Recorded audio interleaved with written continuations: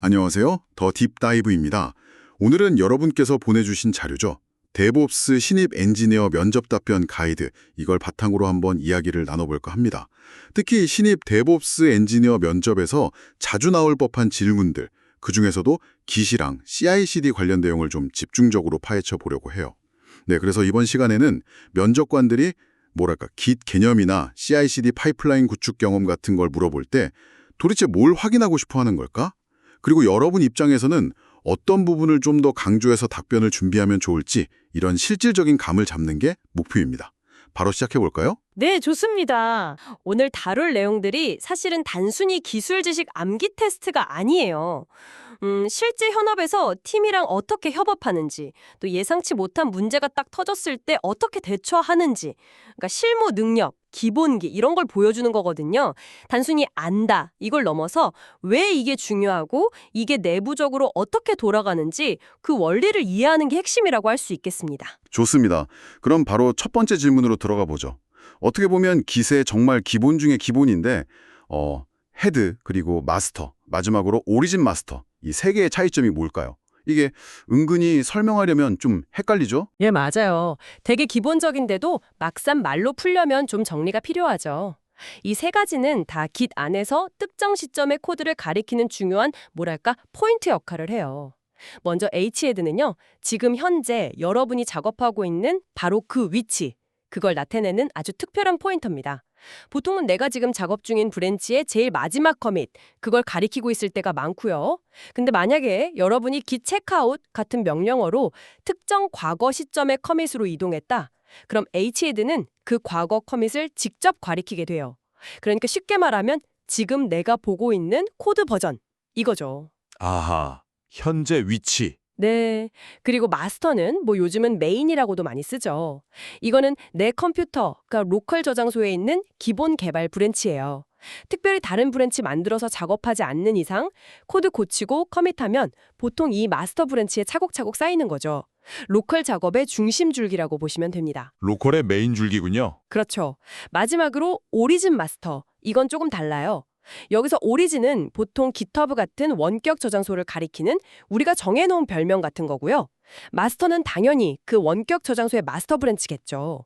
그래서 오리진 마스터는 뭐냐면 내 컴퓨터에 저장되어 있긴 한데 원격 저장소의 마스터 브랜치가 과거 어느 시점에 어떤 상태였는지 그걸 보여주는 일종의 복사본 아니면 북마크 그런 개념이에요. 아, 원격지의 상태를 로컬에서 기억하는 거군요. 네, 맞아요. 이걸 원격 추적 브랜치라고 부르는데 이게 자동으로 막 실시간 업데이트 되는 건 아니고요. git fetch나 git pull 이런 명령어를 쳐야 원격 저장소의 최신 상태를 가져와서 로컬에 이 오리진 마스터 포인터가 업데이트되는 방식입니다. 아, 이제 그림이 좀 그려지네요. 그 자료에 나온 예시가 딱 와닿는 것 같아요. 예를 들어서 내가 로컬 마스터에서 막 코드를 고치고 코밋까지 했어요. 근데 아직 푸시는 안 한 상태. 그러면 헤드랑 로컬 마스터는 방금 내가 작업한 최신 커밋을 가리키고 있겠죠? 그렇죠. 근데 오리진 마스터는 아직 원격에 반영 안 됐으니까 이전에 패치했을 때 그 상태 그대로 있겠네요. 바로 그거죠. 그래서 git 스테이터스 딱 치면 Your branch is ahead of origin master by X commits. 이런 메시지가 뜨는 거군요. 이거 많이 봤죠. 여러분도 보신 적 있으시죠? 네, 맞습니다. 그게 바로 내 로컬 작업이랑 원격 저장소 상태 사이에 차이가 있다는 걸 보여주는 직접적인 증거예요. 그리고 이 세 가지 포인터들, 브랜치들이 실제로 어떻게 얽혀 있는지 눈으로 보고 싶다 하시면 그 소스에서도 추천하는 방법인데 git log, 원라인, 그래프, 올 이 명령어를 한번 터미널에 쳐보세요. 이게 모든 브랜치랑 헤드, 원격 추적 브랜치까지 다 포함해서 커밋 히스토리를 보기 좋게 그래프로 그려주거든요. 개념들이 실제로 어떻게 연결되고 움직이는지 파악하는 데 진짜 도움이 많이 됩니다. 오, 그거 좋은 팁인데요. 시각적으로 보면 확실히 이해가 빠르겠어요. 자, 다음 질문으로 넘어가 볼까요? 이건 진짜 생각만 해도 좀 아찔한 상황인데 만약에 동료가 실수로 정말 중요한 메인 브랜치의 커미티 스토리를 폴스 푸시 같은 걸로 확 덮어써 버렸다.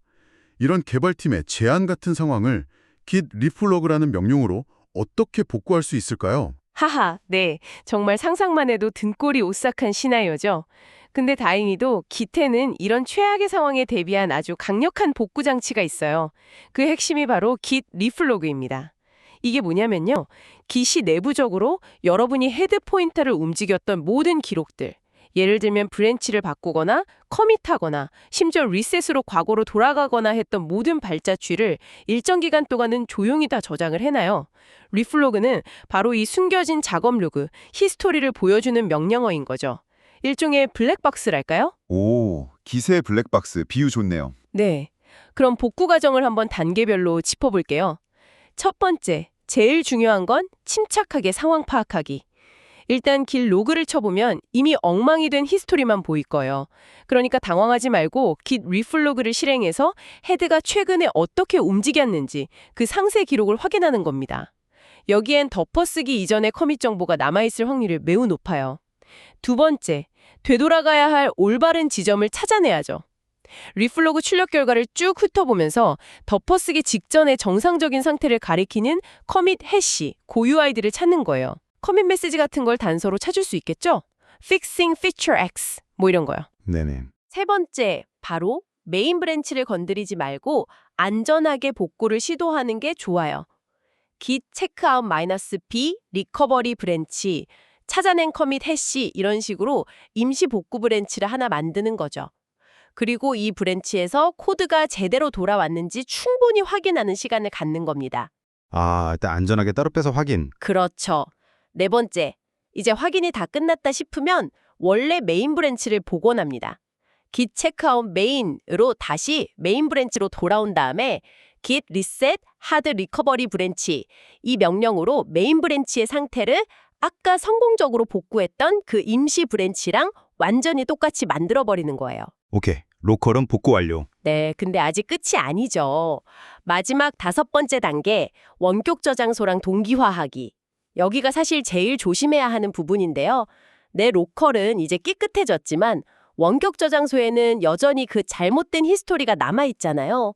이걸 바로잡으려면 내 로컬의 올바른 히스토리를 원격에 강제로 밀어 넣어야 해요. 이때 git push origin main false 이걸 쓸 수도 있는데 근데 그거 위험하다고들 하잖아요. 맞아요. 그래서 더 안전한 대안이 바로 git push origin main false with lease입니다. 이 false with lease 옵션은 뭘 해주냐면요.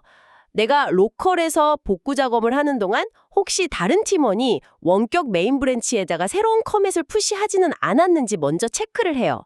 만약 그 사이에 누군가 푸시를 했다면 이 false with lease 명령은 실패합니다. 그러니까 다른 사람의 작업을 나도 모르게 덮어써버릴 위험을 크게 줄여주는 거죠. 와, Force with Lease. 이거 꼭 기억해야겠네요. 네. 핵심은 이거예요. 리플로그는 로컬 복구에 정말 강력한 최후의 보루지만 팀이랑 같이 쓰는 원격 저장소를 수정할 때는 false with lease 사용을 습관화하는 게 훨씬 안전하다는 것. 이게 팀 협업에서는 정말 중요합니다. 와, 설명을 들으니까 복잡하긴 한데 그래도 체계가 딱 잡히는 느낌이네요. 그 자료 써주신 분도 비슷한 경험담을 공유해 주셨더라고요. 혼자 공부하다가 리베스 잘못하고 그냥 무심코 폴스 푸시를 했는데 리플로그 덕분에 30분 만에 코드를 살려냈다고요. 그때 혹시 몰라서 리플로그 기록 보존 기간을 git 리플로그 expire equal never all 이렇게 엄청 길게 늘려놨던 게 신의 한 수였다고. 이런 실제 경험담에서 나오는 팁이 진짜 유용하죠. 그쵸. 뭐 실패는 성공의 어머니라지만 가능하면 안 하는 게 좋잖아요. 그래서 예방이 정말 중요해요. 소스에서 강조하듯이 평소에 그냥 false 대신 false with lease 쓰는 걸 버릇처럼 하고 좀 큰 변경 작업을 하기 전에는 습관적으로 백업 브랜치를 따두는 거예요. git branch, 백업, main 이렇게요.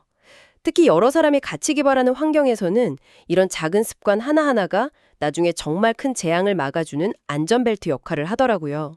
네, 명심하겠습니다. 자, 그럼 세 번째 질문으로 넘어가 볼게요. 이건 이제 지원자의 실무 역량을 좀 직접적으로 보여줄 수 있는 질문인데요. 데브옵스 파이프라인을 직접 구축해 본 경험이 있나요? 있다면 어떤 툴을 썼고 어떤 단계로 구성했는지 설명해 주세요. 이거 신입 입장에서는 자기 경험을 어떻게 잘 포장해서 보여주느냐가 중요할 것 같아요. 네, 맞습니다. 면접관은 이 질문으로 지원자가 CI/CD, 그러니까 지속적 통합이랑 지속적 배포 개념을 실제로 이해하고 있는지, 그리고 관련 도구들을 좀 다뤄본 경험이 있는지를 확인하고 싶어 하는 거죠. 소스에서는 2가지 프로젝트 경험을 예시로 들고 있어요. 첫 번째는 개인 프로젝트 경험인데 노드.js 백엔드랑 리액트 프론트엔드로 만든 웹 애플리케이션이었대요. 이때 쓴 도구는 GitHub 액션스를 CI/CD 플랫폼으로 쓰고 더커로 컨테이너 만들고 버셀이라는 플랫폼에 배포하는 구성이었네요. 아, GitHub 액션스, 더커, 버셀 조합. 요즘 많이 쓰는 스택이죠. 그렇죠. 파이프라인 흐름을 대략 요약하면 개발자가 코드를 고쳐서 GitHub에 푸시를 딱 하면 GitHub 액션스가 그걸 알아채고 자동으로 파이프라인을 돌리는 거예요. 파이프라인 안에서는 Node.js 환경 설정하고 npm 인스톨로 필요한 라이브러리 깔고 그다음에 제스트 같은 걸로 단위 테스트 돌리고 ESLint로 코드 스타일 검사하고 이런 검증 단계를 다 통과하면 애플리케이션을 더커 이미지로 만들어서 더커 허브 같은 데 올리고 마지막으로 버셀이랑 연동해서 그 더커 이미지를 실제 서비스에 자동으로 배포하는 거죠. 소스에 야멜 파일 예시도 있던데 그걸 보면 이런 단계들이 코드로 어떻게 표현되는지 감을 잡을 수 있습니다. 네네, 야멜 코드. 두 번째 사례는 팀 프로젝터 경험인데요. 이건 자바 스프링 부트 기반의 백엔드였어요. 여기서는 좀 다른 도구를 썼더라고요.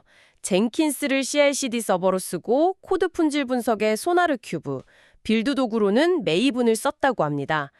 이 프로젝트에서는 학습 목적이 좀 강했던 것 같은데 메이븐으로 빌드랑 테스트를 하고 소나르 큐브로 코드 품질, 예를 들면 코드 중복이나 버그 가능성 같은 걸 분석하는 단계를 넣었대요. 특히 좀 인상 깊었던 건 소나르 큐브 분석 결과에서 테스트 커버리지가 80%를 못 넘으면 파이프라인을 그냥 실패시키고 다음 배포 단계로 안 넘어가게 조건을 걸었다는 점이에요. 품질 기준을 파이프라인에 넣은 거죠. 오, 조건부 배포까지. 확실히 경험이 있어 보이네요. 근데 이렇게 구체적인 경험을 늘어놓는 것도 중요한데 소스노스에서 또 다른 되게 중요한 포인트를 짚어주더라고요. 바로 자신의 현재 수준, 부족한 점에 대해서 솔직하게 인정하는 태도. 그리고 이걸 앞으로 어떻게 개선할 건지 보여주는 게 중요하다고요. 예를 들면 개인 프로젝트나 학습형 팀 프로젝트 경험은 있는데 솔직히 아직 수백, 수천 명 이상 쓰는 실제 운영 환경에 직접 배포하고 관리해본 경험은 부족합니다. 라거나 쿠버네티스 같은 컨테이너 오케스트레이션 도구는 개념은 알겠고 기본적인 건 써봤는데 복잡한 클러스터 설계나 운영 경험은 아직 더 공부해야 합니다. 또는 모니터링이나 로깅 시스템 구축은 이론은 아는데 실제 구축 경험은 부족해요. 이런 식으로요. 신입한테 완벽한 경험을 기대하는 건 아니니까 오히려 이렇게 솔직하게 자기 위치를 아는 게 더 좋아 보일 수 있다는 거죠. 정확합니다. 아주 중요한 포인트예요. 그리고 거기서 딱 멈추는 게 아니라 내가 부족하다고 인지한 부분을 앞으로 어떻게 채워나갈 건지에 대한 구체적인 학습 계획을 같이 이야기하는 게 핵심입니다. 소스에서도 예를 들어서 그래서 요즘 AWS의 코드 파이프라인이나 코드 빌드, ECS 같은 서비스들을 개인적으로 공부하면서 좀 더 클라우드 네이티브한 CI/CD 파이프라인 구축을 연습하고 있고요. 또 인프라를 코드로 관리하는 방식, IAC에도 관심이 생겨서 테라폼도 같이 보고 있습니다. 이런 식으로 언급하거든요. 이런 답변은 그냥 저 이거 몰라요 에서 끝나는 게 아니라 이 친구가 데브옵스 분야의 빠른 기술 변화에 발맞춰서 계속 배우고 성장하려는 의지가 있구나. 이 지속적인 학습 태도를 보여주는 강력한 증거가 되는 거죠. 기술 스택은 계속 바뀌어도 배우려는 자세는 안 바뀌는 중요한 자질이니까요. 네, 맞아요. 배우려는 자세 중요하죠. 자, 네 번째 질문으로 가보겠습니다. 배포 전략에 대한 것도 단골 질문인데요. 그중에서 롤링 배포, 롤링 디플로이먼트가 뭔가요? 그리고 어떻게 작동하는 방식인지 설명해 주세요. 이런 질문이네요. 롤링 배포는 아마 현업에서 제일 많이 쓰는 배포 방식 중 하나일 거예요. 아이디어 자체는 되게 간단합니다. 서비스를 중단하지 않고 새 버전을 적용하고 싶을 때 운영 중인 서버 전체를 한 방에 바꾸는 게 아니라 순서대로 조금씩 교체해 나가는 방식이에요. 뭐랄까, 김밥 옆으로 굴리면서 조금씩 잘라나가는 모습? 그래서 롤링이라고 부르는 것 같아요. 아, 김밥 비유 재밌네요. 네. 동작 방식을 조금 더 구체적으로 보면요. 보통 웹 서비스는 여러 대의 서버 인스턴스가 있고 그 앞에 로드 밸런서라는 애가 있어서 사용자 요청을 서버들한테 골고루 나눠주잖아요. 롤링 배포를 시작하면 먼저 이 서버 그룹 중에 일부, 예를 들어 한 대, 나 아니면 10% 이런 식으로 정해진 만큼의 서버를 로드 밸런서에서 잠깐 빼어 연결을 끊는 거죠. 그럼 이제 사용자 요청이 그 서버로는 안 가겠죠. 그 상태에서 그 서버에다가 새 버전의 애플리케이션을 배포하는 겁니다. 배포 끝나고 새 버전이 잘 도는지 헬스 체크까지 통과하면 다시 로드 밸런서에 연결시켜서 사용자 요청을 받도록 하고요. 이 과정을 그룹 내 다른 서버들한테 순차적으로 반복하는 거예요. 모든 서버가 새 버전으로 업데이트 될 때까지요. 아하. 소스에 나온 그 서버 3대짜리 예시를 생각하니까 훨씬 이해가 잘 되네요. 서버 1, 2, 3이 있으면 일단 서버 1번을 로드 밸런서에서 빼고 새 버전으로 업데이트하고 다시 붙이고 그동안 사용자는 2, 3번, 9버전 쓰고 있고요. 그 다음엔 서버 2번 빼서 업데이트하고 붙이고 마지막으로 3번도 똑같이. 이렇게 하면 전체 서비스가 완전히 멈추는 시간 없이 스르륵 업데이트가 되겠네요. 네, 맞습니다. 그래서 롤링 배포의 제일 큰 장점은 이론적으로 무중단 배포가 가능하다는 점이에요. 서비스를 계속 유지하면서 업데이트를 할 수 있는 거죠. 또 한 번에 조금씩 바꾸니까 만약 새 버전에 심각한 문제가 있어도 전체 서비스가 다 죽는 걸 막을 수 있고 문제를 비교적 빨리 알아채서 이전 버전으로 되돌리기, 즉 롤백하기도 상대적으로 용이하다는 장점도 있어요. 그리고 기존 서버들을 그대로 쓰니까 추가적인 인프라 자원이 거의 안 든다는 것도 매력적이고요. 오, 장점이 확실하네요. 그럼 단점은 없나요? 물론 단점도 있죠. 서버 대수가 많으면 모든 서버를 다 교체하는 데 시간이 꽤 오래 걸릴 수 있어요. 배포 시간이 길어지는 거죠. 그리고 더 중요한 단점은 배포가 진행되는 동안에는 어쩔 수 없이 9버전이랑 신버전 애플리케이션이 동시에 서비스 환경에 존재하게 된다는 거예요. 아, 혼재 상태. 네. 만약에 이 두 버전 사이에 API 호환성 같은 게 안 맞거나 특히 데이터베이스 스키마 변경처럼 9버전이랑 호환되지 않는 변경 사항이 포함되어 있다면 이 혼재 상태에서 예상치 못한 에러가 빵 터질 수 있어요. 그래서 이런 경우엔 관리가 좀 복잡해질 수 있습니다. 결국 어떤 종류의 변경인지, 우리 서비스가 장각에 중단해도 얼마나 민감한지 이런 상황에 따라서 이 룰링 배포가 최선일지 아닐지를 좀 따져봐야 하는 거죠. 그렇군요. 장단점을 정확히 알고 상황에 맞게 쓰는 게 중요하겠네요. 소스에서도 다른 배포 전략들, 예를 들면 블루그린이나 카나리 배포 같은 거랑 살짝 비교를 하던데요. 네, 신버전 환경을 아예 똑같이 하나 더 만들어 놓고 트래픽만 한 번에 싹 바꾸는 블루그린 배포는 전환이 빠르고 롤백도 쉽지만 서버 자원이 2배로 든다는 단점이 있고요. 아주 일부 사용자한테만 먼저 신버전을 살짝 노출시켜서 반응 보고 점차 늘려나가는 카나리 배포는 위험 부담은 적지만 구현이나 관리가 좀 더 복잡하다는 특징이 있죠. 네, 복잡하겠네요. 네, 그래서 이런 다양한 전략들의 특징을 잘 이해하고 우리 프로젝트 상황이나 요구사항, 제약 조건에 맞춰서 제일 적합한 방법을 선택하거나 아니면 조합해서 쓸 수 있는 능력이 데브옵스 이디니어에게 중요합니다. 소스 작성자분은 요즘 쿠버네티스 환경에서 기본으로 제공하는 롤링 업데이트 기능을 직접 써보면서 kubectl 롤아웃 스테이터스나 kubectl 롤아웃 히스토리 같은 명령으로 배포 과정을 직접 보고 제어하는 연습을 하고 있다고 하더라고요. 이렇게 이론으로 배운 걸 실제 도구로 만져보면서 익숙해지는 과정이 정말 중요해요. 네, 이론과 실습의 조화 좋습니다. 자, 어느덧 마지막 질문까지 왔네요. 이 질문은 기술적인 지식뿐만 아니라 지원자의 문제 해결 능력, 위기 대처 능력, 그리고 경험에서 배우는 자세까지 뭔가 종합적으로 볼 수 있는 아주 좋은 질문 같아요. 기술 쓰면서 겪었던 가장 어려웠던 기술적 문제는 뭐였고 그걸 어떻게 해결했는지 구체적인 경험을 이야기해 주세요. 소스에서는 팀 프로젝트 하다가 발생했던 엄청 심각한 머지 실수 사례를 들고 있더라고요. 네, 이 사례는 진짜 듣기만 해도 식은땀이 나는 상황인데요. 프로젝트 마감이 얼마 안 남은 시점이었는데 이분이 본인이 작업한 피처 브랜치를 중앙 메인 브랜치에 멀지, 즉 병합하는 과정에서 아주 큰 실수를 하신 거예요. 정확히 어떤 명령어를 썼는지는 안 나와 있지만 결과적으로 머지 대상인 메인 브랜치에 다른 팀원들이 그동안 작업해서 쌓아놓은 내용이 싹 다 무시되고 자기 피처 브랜치 내용만 남게 되는 그런 효과가 발생했대요. strategy equal hours 옵션 같은 걸 잘못 썼을 수도 있고요. 혹 다른 사람들 작업이 다 날아갔다고요? 네, 이 실수 한 방으로 다른 팀원 3명이 지난 3일 동안 메인 브랜치에 열심히 반영했던 모든 작업 내용이 그냥 순식간에 사라져버린 거죠. 진짜 재앙인데요? 그래서 어떻게 해결했대요?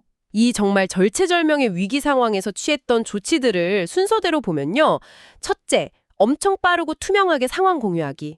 문제를 알자마자 바로 팀 채팅방에다가 여러분 제가 큰 실수를 했습니다. 지금부터 아무도 메인에 푸시하지 마세요. 라고 알리고 다 같이 모여서 당황하지 말고 차분하게 해결 방법을 찾기로 합의했대요. 이게 첫 단추를 갈 꿰인 거죠. 둘째, 각자 로컬 기록 확인하고 정보 모으기. 팀원 각자가 자기 컴퓨터에서 git 로그 그래프 all이랑 git reflog 명령어를 막 쳐보면서 자기가 가지고 있는 커밋 히스토리랑 작업 기록을 최대한 확인한 거예요. 다행히 대부분 팀원들 로컬에는 날아간 커밋들이 아직 남아 있었다고 합니다. 아, 로컬에 남아있었군요. 천만다행이네요. 네. 셋째, 그렇게 찾아낸 유실된 커밋들을 다시 살려내기. 각자 로컬에서 찾은 그 사라진 커밋들을 git 체리핏 커밋 해시 명령어를 써서 하나씩 원래 시간 순서에 맞게 조심조심 되살려낸 거죠. 넷째, 안전하게 복구할 작업 공간 만들기. 바로 메인 브랜치에서 막 작업하면 또 실수할 수 있으니까 리커버리 메인이라는 새로운 임시 브랜치를 파서 여기에다가 날아갔던 모든 팀원들의 커밋이랑 본인 커밋까지 올바른 순서대로 다시 체리픽해서 조심스럽게 합쳤다고 합니다. 마지막 다섯째, 코드 충돌 해결하고 최종 검증하기. 아무래도 여러 사람 작업을 합치다 보면 코드 충돌, 컨플릭트가 생기잖아요. 그걸 팀원들이랑 같이 화면 보면서 하나하나 다 해결하고 모든 기능이 예전처럼 문제없이 잘 돌아가는지 충분히 테스트하고 나서야 최종적으로 이 복구된 리커버리 메인 브랜치를 원래의 메인 브랜치에 합쳐서 문제를 완전히 해결했다고 합니다. 와, 진짜 긴박했을 것 같은데요. 이건 단순히 기술적으로만 해결한 게 아니라 팀 전체가 정말 하나가 돼서 위기를 극복한 경험이네요. 그렇다면 이 정말 뼈아픈 경험을 통해서 얻은 진짜 교훈, 레슬런은 뭐였을까요? 이게 또 중요하잖아요. git 명령어, 특히 머지나 리베이스처럼 히스토리를 막 바꿀 수 있는 명령어들의 옵션이나 작동 방식을 정확히 이해하는 게 얼마나 중요한지 정말 뼈저리게 느꼈다는 거. 둘째, 혼자 개발할 때랑 다르게 팀으로 협업할 때는 실수를 미리 막거나 피해를 줄일 수 있는 안전 장치가 꼭 필요하다는 걸 깨달았다는 거죠. 예를 들어 중요한 브랜치에 머지하기 전에는 반드시 다른 팀원한테 코드 리뷰, 플리캐스트를 받고 승인받게 한다거나 메인 브랜치에는 아예 직접 푸시를 못하게 보호 규칙, 브랜치 프로텍션 룰을 거는 거, 이런 것들이요. 네, 안전장치. 마지막으로 문제가 터졌을 때 이걸 혼자 끙끙 앓거나 숨기려고 하지 않고 즉시 팀 전체에 투명하게 공유하고 도움을 구하는 그 소통의 중요성, 그리고 평소에 작업 내용을 정기적으로 백업해두는 습관의 가치. 비록 git 자체가 버전 관리 시스템이지만 만약을 대비한 추가 백업 같은 거요. 이런 것들을 정말 크게 깨달았다고 합니다. 와, 단순히 실수 복구 경험에서 그친 게 아니라 협업 방식이나 git 사용 전략 정체를 되돌아보는 아주 값진 계기가 됐군요. 정확합니다. 그래서 이 경험 이후로는 실제로 예방책들을 팀에 적용하고 있다고 해요. 예를 들면 머지하기 전에는 항상 git 로그 원라인 그래프 디코레이트 올 같은 걸로 예상되는 히스토리 변화를 미리 눈으로 확인하고 팀 내에 풀 리퀘스트 문화를 더 확실히 정착시켰고 개인적으로도 하루 일과 마칠 때 중요한 작업 내용은 따로 로컬 백업 브랜치를 만드는 습관을 들였다고요. 더 나아가서는 특정 패턴의 커밋 메시지를 쓰도록 강제하거나 좀 위험한 명령어 쓸 때 경고를 띄워주는 git 훅스 스크립트 같은 걸 적용해 보거나 우리 팀 규모나 작업 스타일에 더 잘 맞는 효율적인 git 워크플로우 전략, git 플로우나 GitHub 플로우 같은 것들을 더 깊게 공부하고 싶다는 의지도 보이고 있더라고요. 이건 결국 git을 그냥 코드 저장 도구로만 보는 게 아니라 우리 팀의 생산성, 코드 품질, 더 나아가 프로젝트 성공을 좌우하는 아주 핵심적인 협업 플랫폼으로 인식하고 있다는 걸 보여주는 거라서 면접관 입장에서는 굉장히 긍정적으로 평가할 만한 태도죠. 네, 오늘 정말 알찬 내용들을 깊이 있게 다뤄본 것 같습니다. 데브옵스 신입 면접에서 자주 나올 수 있는 git의 핵심 개념들, 헤드, 레플로그, 머지 전략 같은 것부터 시작해서 CI/CD 파이프라인 구축 경험을 어떻게 하면 효과적으로 설명할 수 있을지, 또 롤링 배포 전략은 어떻게 돌아가고 장단점은 뭔지, 그리고 마지막으로 가장 인상 깊었던 긴 문제 해결 경험과 거기서 얻은 실질적인 교훈까지 여러분의 면접 준비에 좀 실질적인 도움이 되었기를 바랍니다. 네, 오늘 저희가 나눈 이야기들이 그냥 면접 잘 보기 위한 답변 요령? 뭐 그런 걸로만 생각하지 않으셨으면 좋겠어요. 여기 나온 내용들은 여러분이 앞으로 현업에서 실제로 부딪힐 상황들 속에서 더 효과적으로 일하고 문제를 더 잘 해결하고 또 계속 성장해 나가는 데 필요한 아주 근본적인 역량과 지식들이거든요. 명령어 하나를 쓰더라도 프로세스 하나를 따르더라도 왜 이렇게 하는 건지, 이게 어떤 원리로 돌아가는 건지 그 배경을 이해하려고 노력하는 자세가 여러분을 훨씬 더 뛰어난 엔지니어로 만들어줄 거라고 확신합니다. 자, 오늘 이야기를 마무리하면서 여러분께 한 가지 질문을 던져드리고 싶습니다. 저희가 오늘 리플로그 같은 도구가 정말 치명적인 실수를 저질렀을 때 되돌릴 수 있는 중요한 사후 안전망 역할을 한다는 걸 봤잖아요. 그렇다면 반대로 문제가 터지기 전에 미리 위험을 감지하고 잠재적인 실수를 예방하거나 그 피해를 최소화하기 위해서 여러분 각자의 개인 프로젝트나 아니면 스터디 과정에서라도 스스로 한번 구축해보거나 적용해볼 수 있는 선제적인 안전망이나 좋은 습관에는 어떤 것들이 있을까요? 오늘 잠깐 이야기 나눴던 Git 훅스라던가 브랜치 보호규칙 설정 아니면 특정 워크플로우 전략을 도입하는 것 같은 것들을 한번 떠올려 보시면서요. 각자 자기 상황에 맞는 예방책은 뭘까 한번 고민해 보시는 것도 좋지 않을까 싶습니다.